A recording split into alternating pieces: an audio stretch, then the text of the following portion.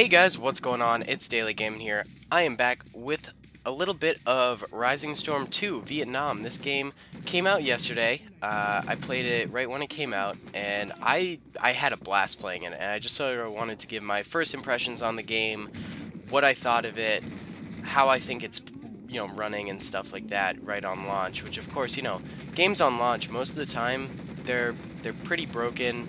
I mean, with exceptions, of course, but from what I've found, they're not great, but this is definitely the exception. This game is extremely polished, I've found. I didn't really find any bugs at all, and there was only a few weapons that I thought were like, oh my god, this is OP or whatever, but we'll get all into that pretty soon. So first of all, I wanted to say that this game is fantastic for those who like teamwork. I found that a ton of people were just on the mics, talking, not really hostile to each other. Sometimes they were, of course, but for the most part, it was actually like being constructive and trying to capture things and stuff like that, and pointing out enemies and stuff. So I thought, the teamwork aspect of this game was really good, and that's definitely a bonus. I found it was actually better whenever I was playing on the American team. I don't know, maybe because like of the helicopters and other equipment you get access to as the Americans as opposed to the North Vietnamese. I'm not sure. That's just what I found. Maybe I got a more talkative group whenever I played with the Americans. The clips I'm showing, I was pretty bad to start off with. I mean, this is a very hardcore game and it's tough. So obviously it's going to be pretty difficult learning curve. So just some random clips I decided to throw in there. I thought these ones like really showed off how beautiful the game is too. On medium settings, it was running fantastic, and it looked absolutely beautiful. I mean, they did a really nice job with this game. Definitely an improvement from Red Orchestra 2 and Rising Storm 1, which I thought was great. But Rising Storm 1, that's the other thing, is I feel like this game needed a different title, because Rising Storm, I understand, like, it was in the Pacific, that's where it was based against the Japanese, and like, the Rising Storm was the Japanese, and I guess the Rising Storm in this is supposed to be the Vietnamese, or like communism. But I feel like it could have been better to do different names. Maybe they were just trying to get the name recognition of Rising Storm into this game. I'm not fully sure, but that's just sort of my opinion on that. But other than that, there's some talking points I wanted to talk about. Oh yeah, so when you play as the Americans, this is the one thing. I found the game to be extremely immersive, right? You really felt like you were playing it, especially if you had headphones in.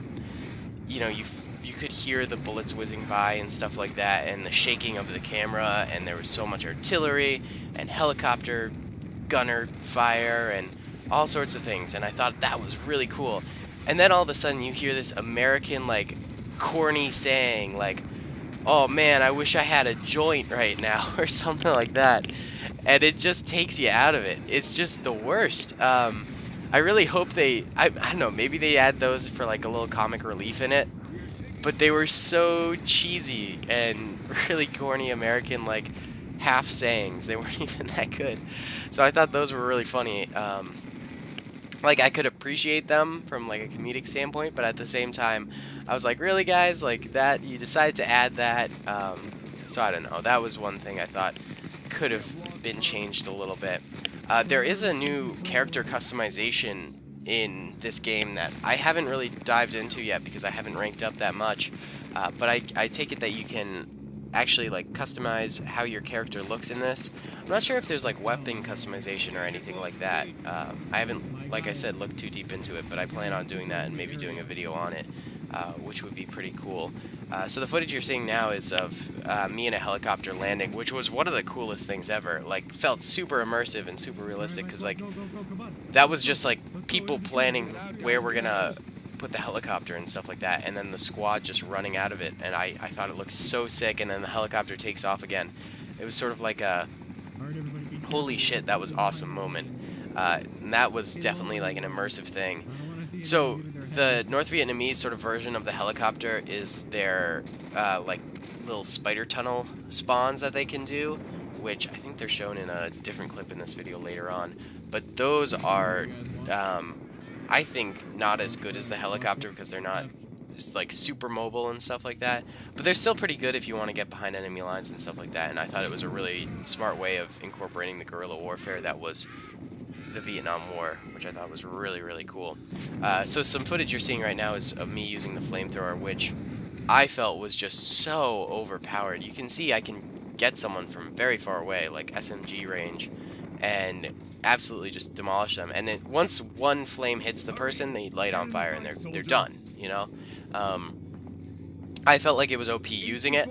I also felt like it was OP when I got killed by it, because I got killed by this thing maybe 4 or 5 times when I was playing as the North Vietnamese, and every time I was really pissed off because, like, if the guy had an SMG or something like that, I could have easily taken him on, but instead he had the flamethrower, which I felt was very OP. So that maybe that was one of the guns I would say nerf a little bit. Maybe, like, it takes a little bit more time for the people to die from it, or they do have a chance of putting out the fire, something along those lines. I don't know how they could do it exactly, but I do feel like it could be done a little bit better. I go on some pretty good tears with the flamethrower. Not all of the footage I was able to capture, but you did see me getting a couple kills back then, and then there should be some more now. So yeah, overall, it's just a really fun game. If you haven't picked it up yet, I'd recommend picking it up. It's I bought it for like 20 bucks because they were having a sale. It was like $22 maybe. They were having a sale if you pre-purchased it before the game actually came out, and that's a cool thing to do, you know. Sort of promotes their game a lot, and then, I mean, not to mention it gives a benefit for those who just sort of trust in the developers, which I do, because they made Red Orchestra 2 and Rising Storm, which was great games. So yeah, I would say definitely buy the game. It's only $30. It's a really good cost for a game, especially these days when you're going to get Call of Duty World War II, which I'm sure is going to be less content than this, because these guys are known for putting out thousands of maps and tweaking their games and stuff. Less content than this, and for the full price of $60, not even including all the DLC, which these guys usually just include the DLC, I'm pretty sure, like those maps made by players and stuff like that. So I don't know. I'd recommend picking this up right away if you haven't already. It does seem to be pretty well optimized, so like a lesser-end PC I think could handle it most definitely. But I don't know. I hope you guys enjoyed the video. I hope you guys are enjoying playing this game. I know I am. And I'll talk to y'all later. Peace. Get in the fight, soldier. It's fine. Echo is being attacked. We're not talking to you. All right. Sorry.